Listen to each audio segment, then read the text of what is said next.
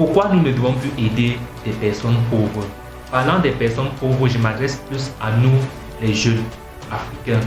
Pourquoi nous ne devons plus aider une certaine catégorie des jeunes?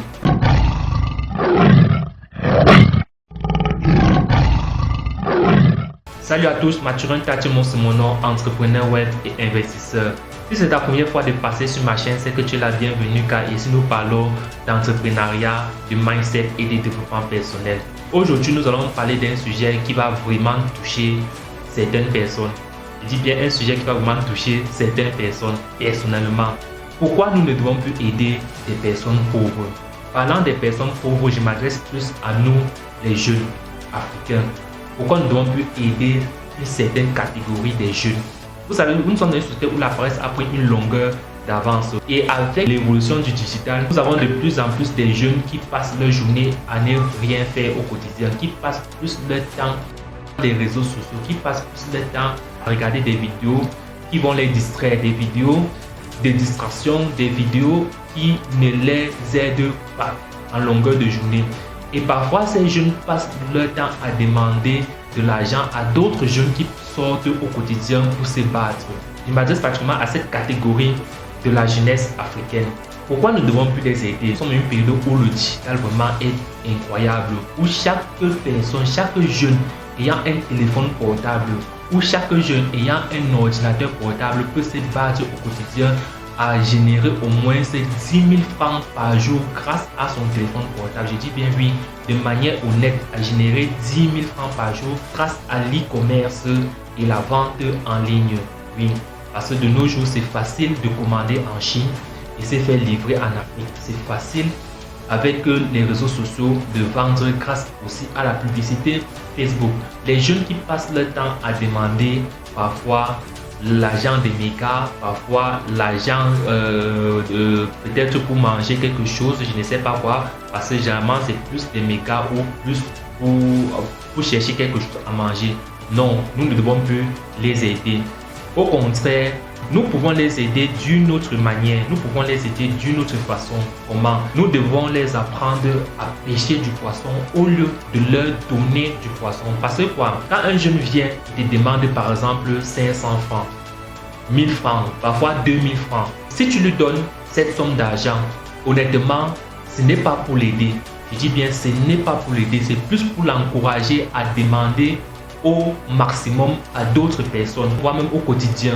Oui, parce qu'il demande par exemple 500 francs, 1000 francs, 2000 francs et qu'une tierce personne lui donne cet argent, là il aura encore plus de courage à demander à d'autres personnes.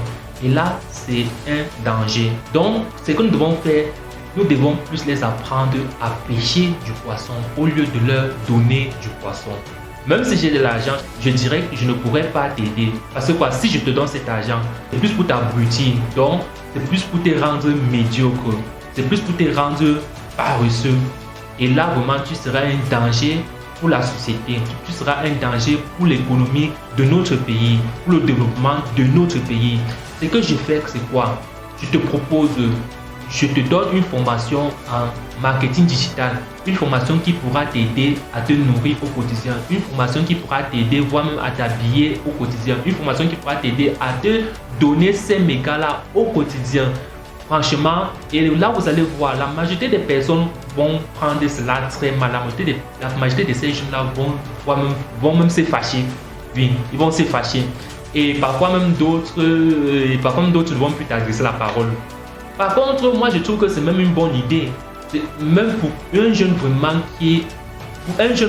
qui réfléchit, pour un jeune qui a tous ses sens, cette proposition vraiment pour lui, c'est un aubaine.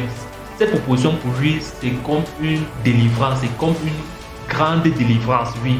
Parce que quoi? Ce jeune va se dire, au lieu qu'il me donne peut-être ses 500 ou ses 2000 francs, il me propose une formation qui pourra m'aider, une formation que je ne paye même pas. Une formation qui coûte énormément cher dans des centres de formation, oui. Tu m'as demandé une.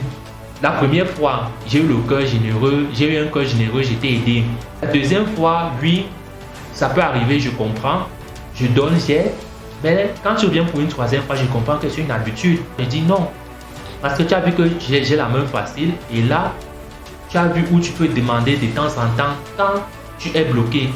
Parfois même la majorité ne sont pas bloqués. Oui, parfois la majorité ne sont même pas bloqués, mais c'est que, bon, bref, apprenons à leur apprendre à pêcher du poisson au lieu de leur donner du poisson.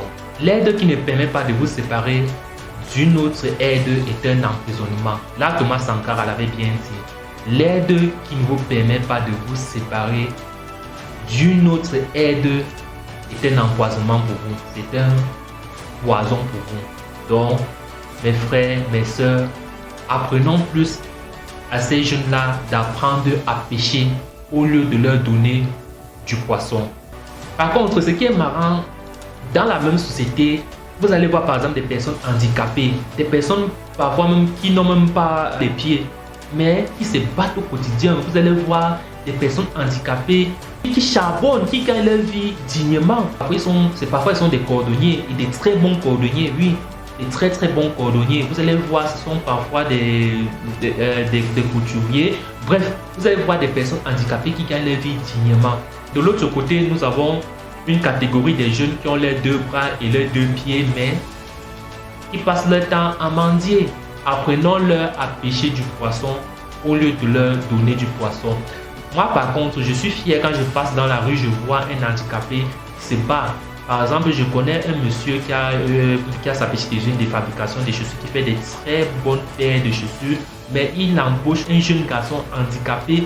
Et ce jeune garçon handicapé, je vous assure, c'est un très bon technicien dans la fabrication des chaussures. Et parfois, j'encourage énormément ce petit garçon par le travail qu'il effectue. C'est encourageant. Donc, arrêtons cela. Si tu regardes ces vidéos vraiment et que tu avais l'habitude d'aider des personnes en bonne santé, des personnes physiques et moralement, et qui demandent toujours, je veux des mégas, tu n'as pas 1000 francs pour moi là-bas. Non, stop, c'est fini. Là, si peut-être tu es dans une activité et que tu vois que tu pourras l'aider pour cela, regarde, ma soeur, mon frère, voilà, je vais tout apprendre comme ça, et là, comme ça, on pourra même travailler ensemble, le temps pour toi de connaître mieux, et là, tu pourras aussi ouvrir ta petite boîte quelque part. Oui, là, vraiment, c'est une aide qui va aider cette personne-là à vivre. Si tu as aimé la vidéo, je t'invite à liker et à partager, car c'est en partageant que nous allons aider vraiment la société à se développer. C'est en partageant que nous allons aider la société à sortir de ce fléau. Et surtout, n'oublie pas de t'abonner sur la chaîne pour ne pas rater d'autres vidéos. Car comme je l'ai dit au départ, ici nous parlons d'entrepreneuriat, de mindset et de développement personnel. Ciao!